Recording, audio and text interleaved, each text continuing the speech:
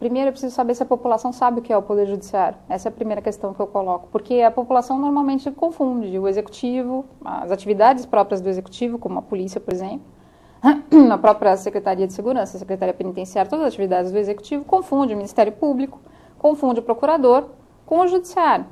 Então, quando a crítica vem ao Judiciário, eu acho que, na verdade, é uma crítica ao Estado. E nesse ponto, está corretíssimo, né? O Estado falhou, a gente tem que dizer.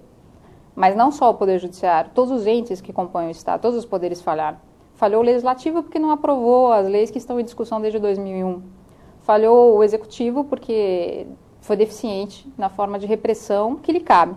E falhou o Judiciário porque também não atentou para algumas questões relativas à própria aplicação da lei.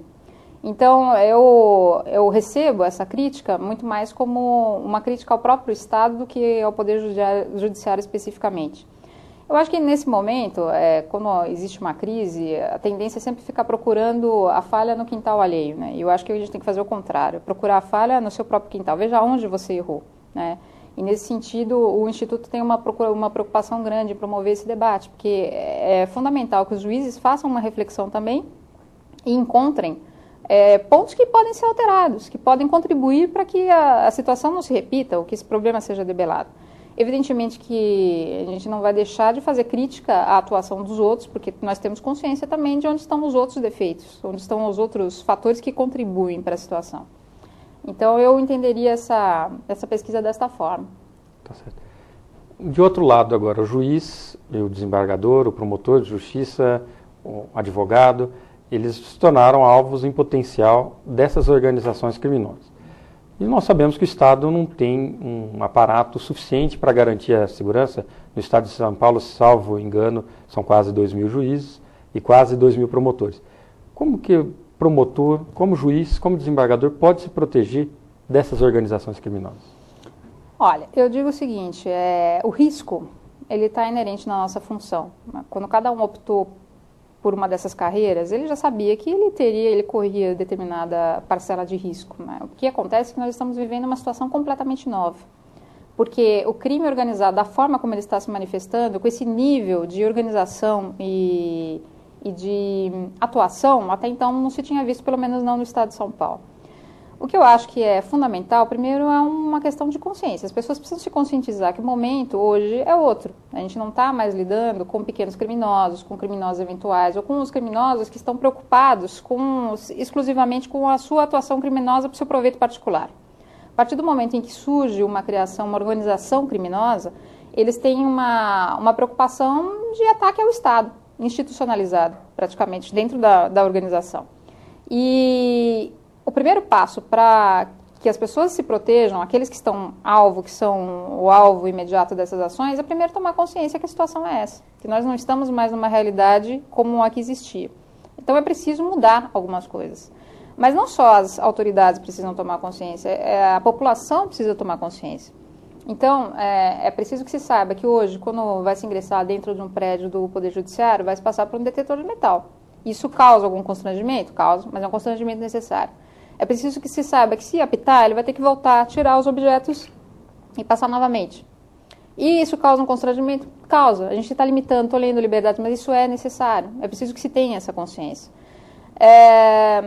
Em vários países, as pessoas se submetem a esse tipo de ação sem nenhum constrangimento, porque é necessário. Eles já vivem uma realidade diferente, uma preocupação com segurança diferente da nossa. E aqui, no entanto, a gente percebe que as pessoas têm uma resistência muito grande. Né, consideram que aquilo é quase como se fosse uma coisa ofensiva, fazer você voltar, retirar os seus objetos, mas ela precisa entender que aquilo é para a própria segurança dela. Porque da mesma forma que os juízes, os promotores, os que estão trabalhando, os funcionários que trabalham no fórum estão sujeitos a alguma ação, qualquer pessoa que está no interior está sujeita. Então é uma obrigação do Estado, inclusive, zelar pela segurança da população que está tendo acesso a esses prédios. Então essa mudança de mentalidade me parece que vai ser fundamental. Porque a gente não pode esperar chegar num ponto como chegou o da Colômbia para depois reverter em sentido contrário. Então é preciso se tomar consciência de que a gente está vivendo uma situação diferenciada e que as ações têm que ser de forma diferenciada. Tá certo. Doutora Eta, eu vou pedir um instante da sua licença. Nós vamos para um rápido intervalo e já voltamos. Estamos apresentando Frente a Frente com a Justiça. Se tirarem os poderes de investigação dos promotores de justiça, Muitos crimes como a máfia da propina, favela naval, corrupção e crime organizado ficarão sem solução.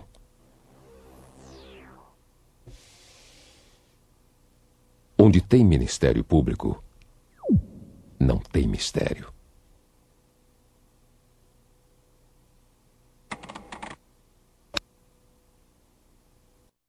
Voltamos a apresentar Frente a Frente com a Justiça.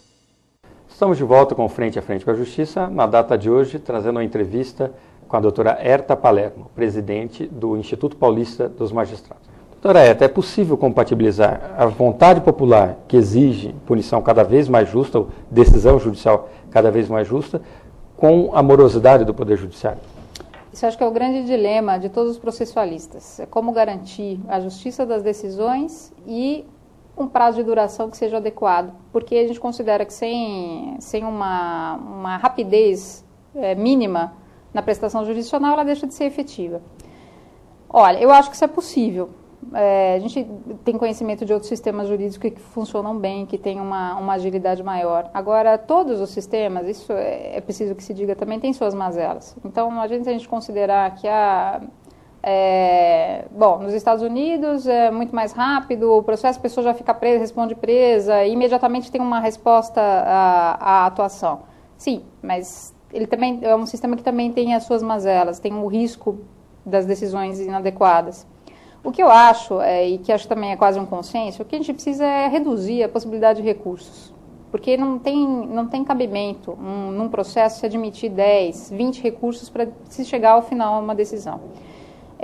Agora a gente também tem que considerar que quanto maior a indisponibilidade do direito que está em discussão, maior deve ser a atenção. Porque o risco de uma decisão inadequada, uma decisão injusta, vai causar um prejuízo muito maior que, sem dúvida, se a gente estiver tratando de direitos disponíveis. Então, isso também tem que ser considerado.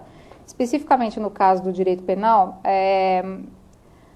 o que a gente percebe é que há uma repercussão grande na sociedade em razão dos fatos que um crime que tenha sido praticado normalmente gera uma grande repercussão, o que é normal, até pelo tipo de bem jurídico que está envolvido, muitas vezes a vida, muitas vezes a integridade física. E a resposta, ela tem que ser adequada, mas tem que preservar a possibilidade de defesa. Porque senão a gente corre o risco de ir justamente para o outro extremo, que tudo bem, pune todo mundo, só que pune todo mundo de forma inadequada.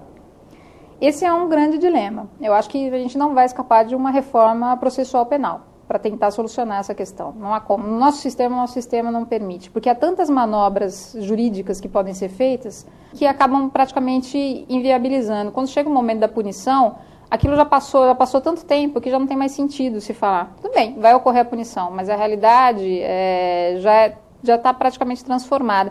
E o que é pior, isso gera uma sensação de impunidade, descontrole do Estado, descontrole da atuação do Estado na sociedade, que eu acho que é tremendamente prejudicial. Talvez mais prejudicial até do que o fato de não ocorrer uma decisão adequada para aquele caso. É importante que as pessoas têm que sentir que o Estado responde, né, e responde de forma adequada.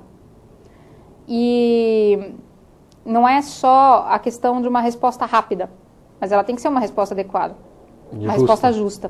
Uhum. Então, esse é um dilema de difícil solução, mas tem como melhorar, pelo menos. Chegar ao nível perfeito é impossível, porque a gente está tratando de uma questão que é humana, né? Eu digo de justiça só divina. Nossa, é a justiça humana, mas a justiça que tem as suas limitações, mas tem como ser muito melhorado.